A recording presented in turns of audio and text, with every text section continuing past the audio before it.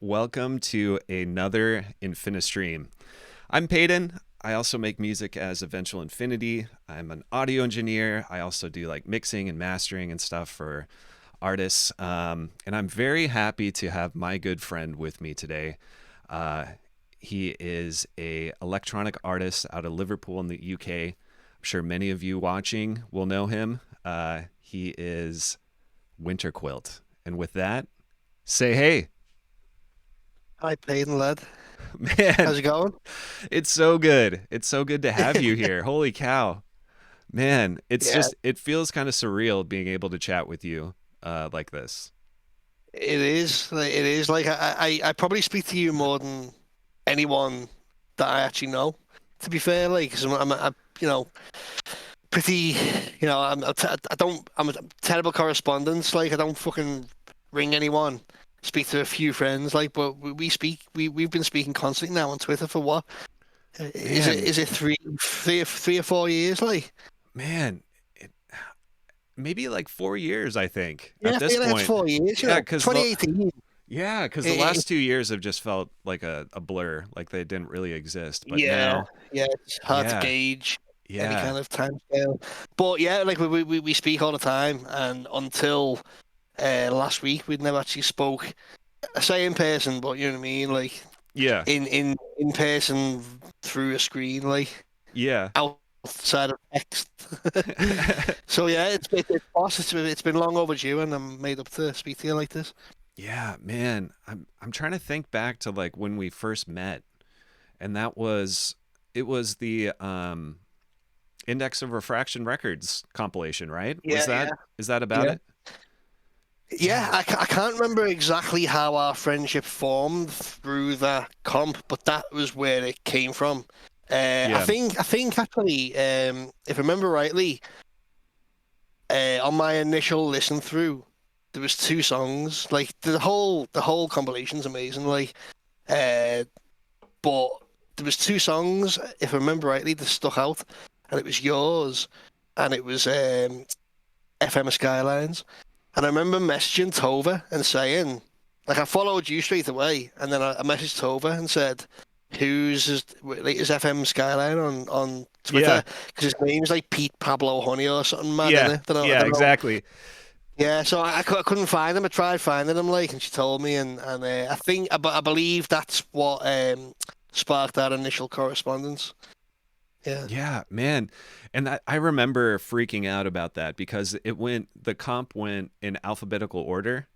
yeah, And yeah, yeah, and I think I was right before FM Skyline because it's EV for Eventual, and yeah. then it went into that. And what song was it? Was it Glass Beach or No, something like that? Yeah, but very like FM yeah, Skyline. He has that very crystal sounding because he uses so much FM synthesis that it's those of really course. twinkly crystal sounding. So it was just perfect. And then you had was it Bellevale? Am I remembering that Yeah, right? Belvale, which was like literally the first song I ever made on a DAW. And like, Wow. because when I got like, because I got FL Studio after like years of inactivity, like musical inactivity. Mm-hmm. I had like a very productive time, like leading up to the 2014s, like working on music, like using digital recording equipment, like hardware, and then total like inactivity until like Yeah. 2018 it was. And something like in 2018, like something made me decide to like want to get into making electronic music. And decided like did a bit of research, got FL Studio, made a few like little kind of experiments, and then was like, okay, I think I get the gist of this. Yeah. I'll try and make a track. And the first track I ever made on FL Studio, like full track from start to finish, was Belvale. Hmm. And it was pure, like speaking of Tova, pure glacier worship. Like that was my whole Yeah. like thing, like at that point. So yeah, like and then that become the first track of the first EP, but it was before the EP came out that I submitted that to the Index of Refraction compilation. And so like that came out before the EP, I think, and that's how we met. Yeah, man. And that track, it's still one of my favorite ones. And it's interesting that that Yeah, was you the always first say one. that. Yeah, Yeah, dude, I just, yeah, there's yeah, something about it. It makes me feel, and just the story behind it that you said it's an area where yeah, there's a mall and it's kind of a, you said maybe a yeah. rough part of town. Belvale. Yeah. Yeah, so Belvale, like, if you know, but Belvale like sounds like a really. This is one of the things that used to like make me chuckle to myself. But the song is Yeah. the song paired with the title sounds all like kind of pretty Belvale, like and crystally. It sounds like some like wintry wonderland. Yeah. Belvale is like a poor rough part of Liverpool. Like it's you know, it's like where I live, like where I live in Kirby. It's kind of like a newer town, an overspill area that was like built in Liverpool to cope with growing numbers after the Second World War, the baby boom. Yeah. And so like Belvale is like a shithole basically, which was always like a constant source of amusement to me when I was making the songs. It sounded that I was aware of the picture that the title Belvale paints, but actually Belvale is a pure shithole in Liverpool. Like, I mean, and that's, I think that's, it all kind of ties into it. It's like, because there's a mall there, right? You mentioned that. Am I? there is a mall, yeah. Oh yeah. So there's a Yeah. mall there, but it's also very shitty. But it's also sounds nice. It's just it's perfect for Yeah, vaporwave. Like that, I feel like is of kind of course. the Yeah, yeah. the epitome of Yeah, yeah. what vaporwave is. And I think it. I hear it in that song, and I don't know if you were intentional in that or if you were just trying to figure out and experiment and stuff. But there's just a very it's very vaporwave. You even have like, isn't there 808 cowbells in that too? Like some, Yeah, I'm pretty sure. yeah, like Like, is that's the thing? Like, I'm one of those people that didn't realize. Like, I think I've heard a few people mention this, but when I first listened to Vaporwave, having never made electronic music in any sense, yeah. like all the music I'd ever made had been like guitar based, well, usually metal. And like when I first heard it, I didn't realize it was sample based. I didn't. I just thought people were using Yeah. synths in a way to make nostalgic music. So I was like, right. Eventually, I started thinking that I wanted to make vaporwave, and I started getting like thinking about how I was going to do that, looking at the DAWs and that, and then I found out that it was sample based. Yeah. So I think I've heard speaking. I know I keep on bringing up FM Skyline, but I'm sure he said the same. I've definitely heard other people in the scene make that statement. So yeah, I was basically attempting to like capture the feeling of like sample based vaporwave Mm-hmm. without samples because I just didn't think I'd be well suited to like sampling. You know what I mean? Like I Yeah. was more interested in like composition. That's what I'd known from my pre DAW days. Yeah. And that's, man, that's what I love about your music. And I love sample based vaporwave as well. Me too. But like, yeah, I mean, it's so special and it's nostalgic. And but there's something about your programming specifically that I just absolutely love. It's the drum programming. It tiptoes, and I feel like people who are um like people that make original vaporwave music that's not sample based, it has this kind of disconnected feeling in a way. It has like it's almost real, but it's not quite there. It's that uncanny Yeah. valley where it's like Yeah. Yeah. you Yeah. have these drums that they are patterns that humans can play, and you have guitar, but it's a VST, and you have all these elements that are just almost real, but you can Yeah. still tell it's MIDI, and that's what I love about like MIDI compositions and MIDI vaporwave in particular. So that was, Yeah. man, that was actually I have a question about that. So for like me with my process, a lot of times I'm playing stuff out on a keyboard and then I will adjust the MIDI later. So I'll play a portion because I feel like my brain, I can't wrap my mind around just clicking and programming. Although I challenge myself to do it every once in a while, but for you, I was curious if you ever do any like finger drumming or key playing, or is it all or mostly just pure clicking and MIDI programming? No, like I would say that it's God, like 99% point and click. Like, Yeah. the only thing I use my MIDI keyboard for really is like either like whatever sound designer do, which isn't like a ton, or like, just scrolling through fucking presets. You know what I mean? It's like, Yeah. does that sound good? Does that sound good? Oh, did you hear me that? Did you hear that? Yeah. Yeah. Yes. You know what I mean? You know what I mean? Yeah. Uh, but yeah, it's all point and click, and I think. Obviously I could not play the parts that I'm programming. Like that's the beauty of it for me because Yeah. like my music, my compositional skills have always been my like main thing, and they've always been hindered by my playing abilities. So like that's why I love MIDI so much is because Yeah. I'm able to take all of the ideas I've got, like in terms of like the composition of like a full track or even just like individual parts that make the full track and not be hindered by me clumsy fucking body. You know what I mean? Like, so Exactly. Yeah.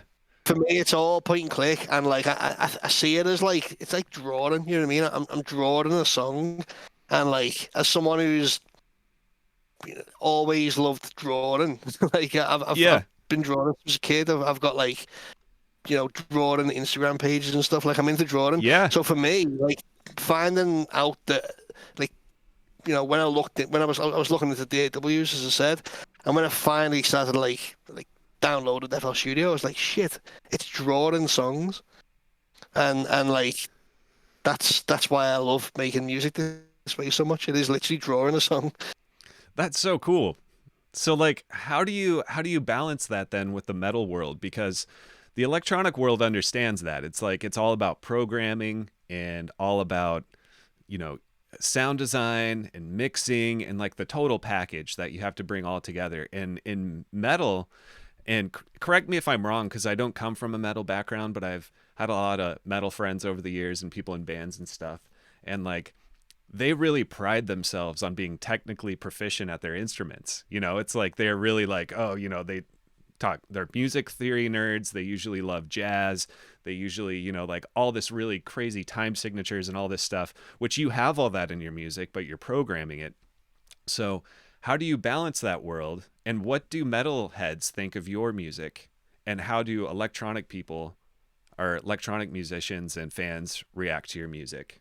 And is it different? I know there's like 10 questions in there, but Yeah, no, I'll do my best to answer at yeah. least two of them. Like, Yeah. uh, so basically, yeah, the technical proficiency thing, like, it depends what you're talking about, because, like, as we're gonna get onto this like track that we're gonna Yeah. like look at in a bit, but like the reason I mention it now is because it was obviously a part of my dissertation, and part of the dissertation involved like looking at authenticity in metal. Yeah. You know what I mean? So like, you know, obviously like metal, it's almost like the most sport of all the genres, Oh, like yeah. because they're like athletes. You know what I mean? Like some of the drummers Absolutely. especially, and there's a lot there's a lot of emphasis that's placed on technical proficiency and chops, as you say.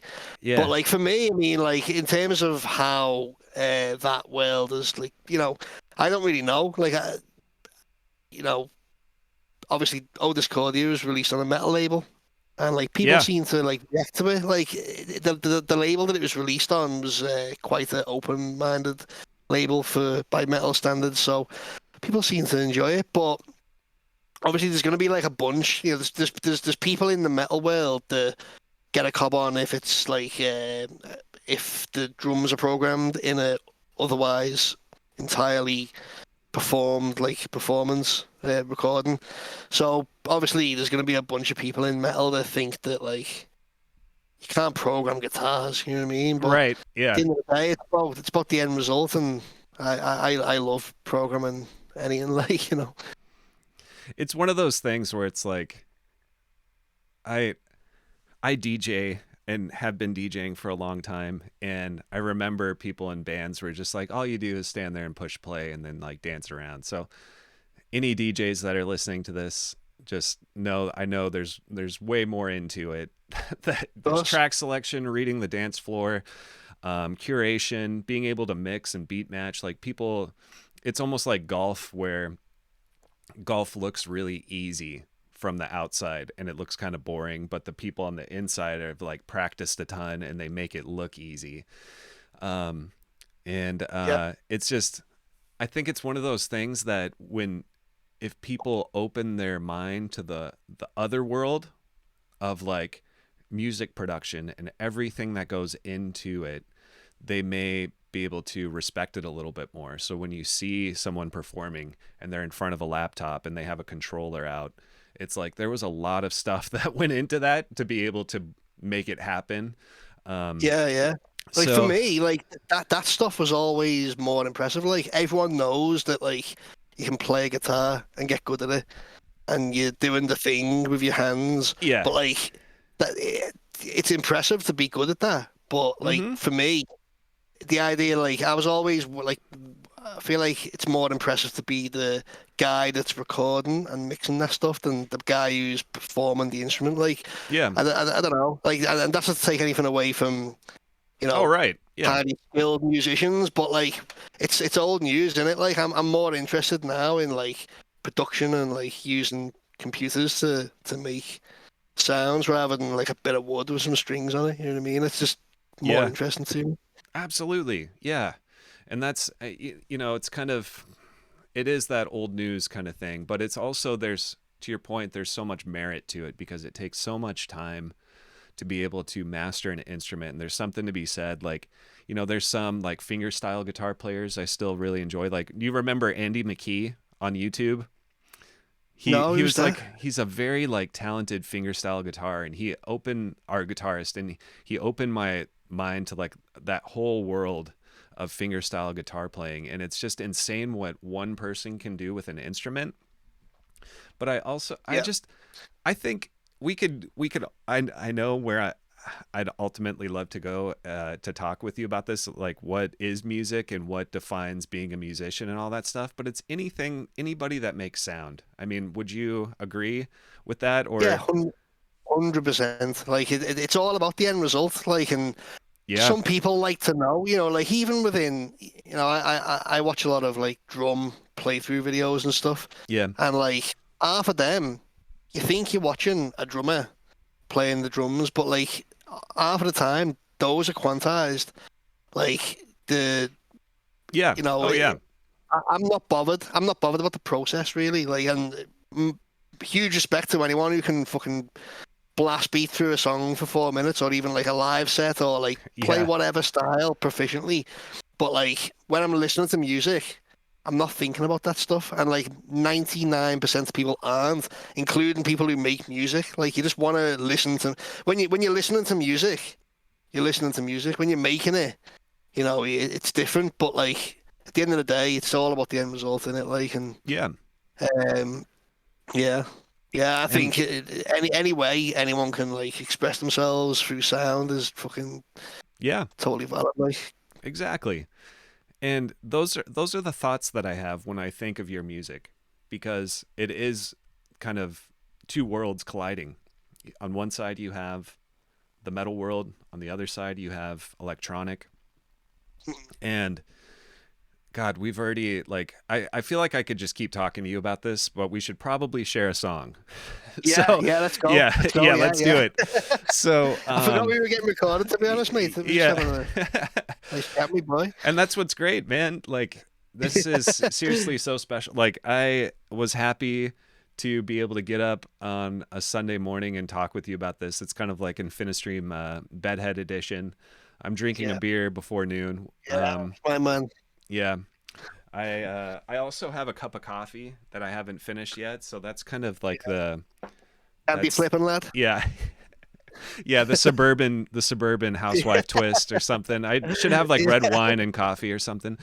yeah, Um yeah, but yeah, man, so what are we going to listen to? It looks like a song called Two's Company. yeah, Let's tee it up. yeah. So What's yeah, what this song, okay, this is track two of the EP that I've got coming out in it's probably gonna be about June-ish. Um, unfortunately, can't really talk much about like the EP itself, the release. But Sure. it's a split EP. I've talked about this on Twitter. It's a split EP of an artist that is not in the vaporwave realm at all. Yeah. He's an experimental black metal artist from Australia. I can say that much. And yeah, it's coming out on cassette and vinyl on a metal label. It was also one of the tracks that comprised the EP that I made as the practical component to my dissertation that I've recently completed at SA Institute University. So that's basically it. Yeah, it's a weird little tune, but Awesome. yeah, crack So, it on. so yeah, I have it queued up, and we'll take a listen to it. And I'm just gonna stare at the camera, so I just make awkward eye contact with who's ever Yeah, watching me this too. I'm right gonna now. make awkward EI contact with you. All right, here it is. Two's Company.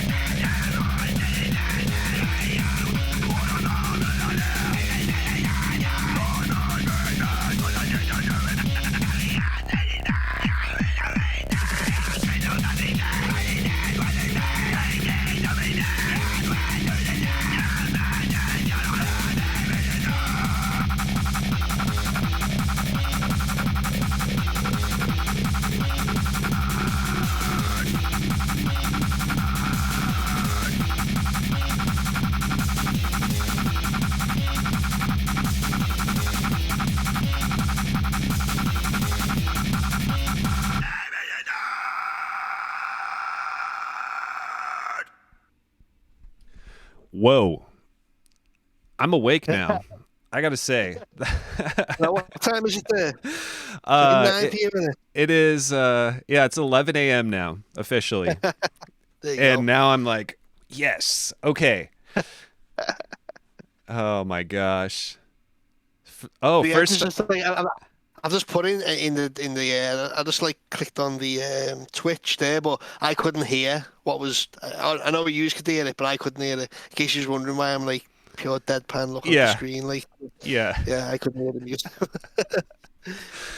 Well, Donor Lens just said that was dope, Quilty. This So one down the lens. I fucking gutted and missed their gig last night. yeah, dude, I, that looks so like so much fun. I wish I could have been yeah, there too. I've Um, been telling them to get up north. Like, down lens, I can get you gigs up north. Like, in Merseyside. So get up here. We'll go to the grog shop. he said we're going to Derby. Oh, that's not up north. There. Bit further That's up as towards they said that's as Merseyside. far north as we can go without getting dizzy. And I also want to say, oh, so we have are you VNVN in the chat? We have Zavi, we have Donor Lens. Thank you. Oh, hey, did I see Darian Shields too? Our first guest on Yes, InfiniStream. fucking the OG, Yeah. Darian. Darian, you look exactly like me mate, Chris Bennett. And I love you for that. So, also shout out Gilly. He's probably here. Gilly wrote all the lyrics of this EP and also the next album. And he probably won't be typing because he's like a pure old man in a old man's body as well. To be fair, but shout out Gilly anyway. Cool. Yeah, thanks for joining Gilly and man, thanks for the vocals too on this. This is which is He wrote the lyrics, not the vocals. oh, okay. The vocalist might Lyrics. be here Okay. as well, though. Chris Butterworth. Shout out Chris Butterworth if he's here. If he isn't, then he'll see it on YouTube. Like so, in a bit, Chris. Awesome. So man, this I feel like this track is the perfect blend of what you do. It's metal, it's dance music, it's just craziness. I love the vocal stutters, the rhythmic chops. That's very like EDM almost. You know, it mixes those two worlds just perfectly. So I the first question I had is what came first? So was it the track first and or the vocals first, and how did each of those interact with each other? So like how did you like when you got the vocals for it, how did it change how you wrote the track or, you know, vice versa? Yeah, it's a good question. Like so, this all of the tracks off this EP were were for like I say they were from the EP that I made for me dissertation, which was like a challenge in itself because the dissertation I was doing an accelerated degree. So normally a degree is 3 to 4 years, yeah, Yeah. and like my degree is 2 years. So everything's crammed in. There's hardly any breaks. The trimesters are shorter than they normally are. So our trimester for my final project was 3 months, and so I couldn't start the project until like week 7. You're not allowed to start it because you're still like learning, doing lessons and stuff like. So I had like basically 6 to 8 weeks to write all 7 tracks on this like 18-minute long EP. Yeah. So I had to write all the songs without lyrics. Like just I took a leap of faith really because it was just like, you know, write a load of fucking tunes and then hope that I can like either write lyrics myself or like get some off me mate Gilly, who's like a amazing poet really. They're not lyrics. I've made them into lyrics. Like he writes poems like. So yeah, it was like once I got like a load of stuff off Gilly and I was able to find like ways of fitting each poem into each song. I then recorded like reference vocals. The songs didn't change in that process. We Mm. recorded them in the studio in uni with Chris from the death metal band Crepitation. And then like any changes that were made to the song, to the lyrics, like to the vocals were like applied to the song as well. Like so, for instance, the glitches. Like Yeah. half of the time, like when those glitches are happening, the music's glitching with it. So I Yeah. wasn't able to like make those changes until I had the lyrics, like the vocals in the session, and then I could start like cutting them in tandem. You know. Yeah. So that's something I noticed on this track is the the drums are very closely tied to the vocal chops. Like Yeah, it has yeah, such a cool effect where it's like you almost turned the vocalist into like a percussive instrument. So can you talk about yeah, yeah. how you chop those up? Was it an effect, or are you manually chopping that? And No, I can show you. yeah, let's take a Yeah, look. let's share the screen. Yeah. Um, so what are we doing? Screen. Oh, Okay, so can you see that? you're already good. Yep, it's up. Okay, yeah, yep. So, yeah, because like this is the thing. Like everything about this EP, it wasn't just about the music, because there was an 8,000 word essay that went with it. So like Yeah. everything that was included in the music had to be backed up and explained in the paper. Which the paper, like for anyone who doesn't know, was called "Programming Extreme Metal: Issues of Yeah. Authenticity and Heaviness in Electronic Metal, I love that Electronic title. Metal Fusion." That's Yeah, so so it's a awesome. long-winded. I can barely say it, like, It's but great. uh, Yeah. yeah, it covered out from the like was discussed in the paper, but like a lot of it was to do with like rhythmic syncopation, which is like a big sonic signifier in metal, and so yeah, like for instance, like a lot of the vocal chops, they weren't for no reason. They were to add unorthodox element to the syncopation usually found in metal. Like the syncopation in metal is usually found between the kick drum and the bass and the guitar, and not so much the vocals. Maybe in terms of like the vocal patterns, but not so much in terms of chops. Like, Yeah. so yeah, I mean, if it was to like find some of these choppy sections, okay, that's a bit. You can see I'm Yeah. chopping through everything. Like, there's the vocal chops, but I'm chopping through everything, including the automation clips. What I'm are chopping those through everything. automation? I love a good automation clip. So Yeah. So what's these that? tracks, yeah, the automation in these tracks is like pretty like it's not too advanced, because there's not like a ton of automation in like metal, and I'm trying to replicate the authenticity of metal through Yeah. non-traditional means. So there's not like a ton of like intricate like these songs are extremely basic by my own standards, like especially compared to the new album, because like they're essentially electronic metal songs, and Yeah. you don't see Slayer automating guitar solos. You know what I mean? Right. It's quite raw and stuff compositionally, but a lot of the automation in this song leading up to the electronic part are basically just like vocal effects. So we've got So are you like cutting it what? out, like dropping it out, it looks like, where Yeah, so like there's vocal sections where I'll have like a vocal tail. So I've got like the guttural vocals here, yeah. and then I'll cut a phrase off, and I'll put that into a different channel, and I'll EQ it differently, and I'll apply like panning effects and EQ effects and stuff like that. Mm, I'll play that bit. yeah.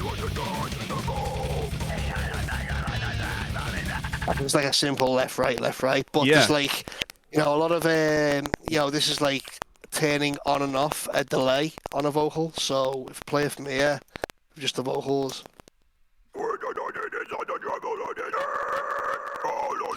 Okay. Just literally Man, turning a delay on and off, like. man, so that part, that's interesting. See, I thought that was also a vocal chop.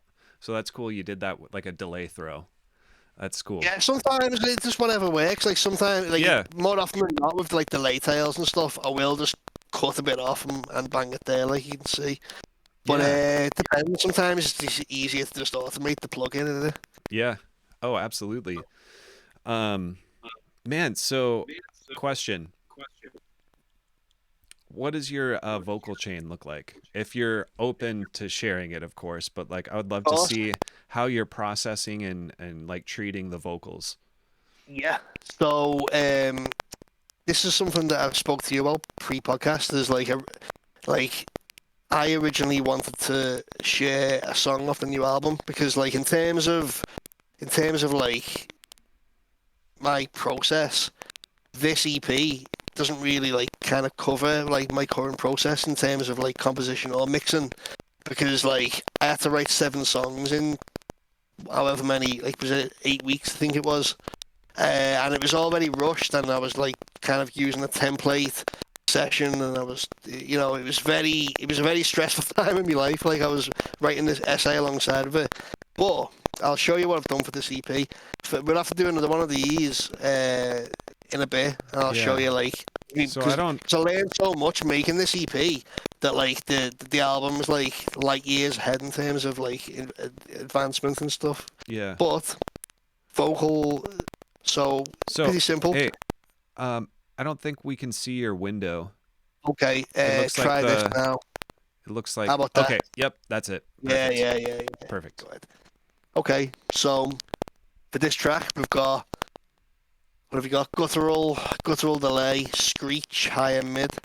Uh, they're all getting sent to just literally Fruity compressor, but like slammed, fucking just like 9 to 1, nine to Nice. one ratio. We've got 0 MS attack, fucking attack all the way to the left, release all the way to the right, and just slamming it. It's a parallel compression basically. So Yeah. I've got all the vocals getting routed to that compressor, and then we've Okay. got a reverb, a little bit of the low end and the high end taken off. We've got some stuff on the individual tracks, like half of them though get automated off and on. Like these things here, Yeah. that's a EQ sweep. That's a big crush that we'll get to later in the track, and that's a delay. But we've just basically got a compressor and an EQ all stock. Not much Hmm. going on at all, really. That's great though. So you have. So you're treating each of those tracks individually, and then you're Yeah, routing them all through a bus to kind of glue them together and do like some yeah. parallel compression, like smashing it. And was there a second bus on there too, or was that for something else? No, It was reverb. so there's a reverb, yeah. So each track is going to the master as well. So that's where the Okay. parallel compression kind of comes in. You know what I mean? So all the vocal tracks are going out to the master, and then also to the comp. And we've got a Okay. reverb. Yeah. Okay. That makes sense. So you have all these different takes. You have all these vocal sections that you wanted to glue together. And what I love about that, it looks like it is routed into the reverb too, if I'm understanding that right. Yeah, yeah. Both. So it creates that almost like a natural environment for all of those to live in, so it sounds natural together even though it looks like you have like 5 parts. Yeah. Yeah, Yeah, that's yeah, awesome. totally. That's really smart. Okay, cool. Yeah, thanks for sharing that. So No worries. the other part was guitar.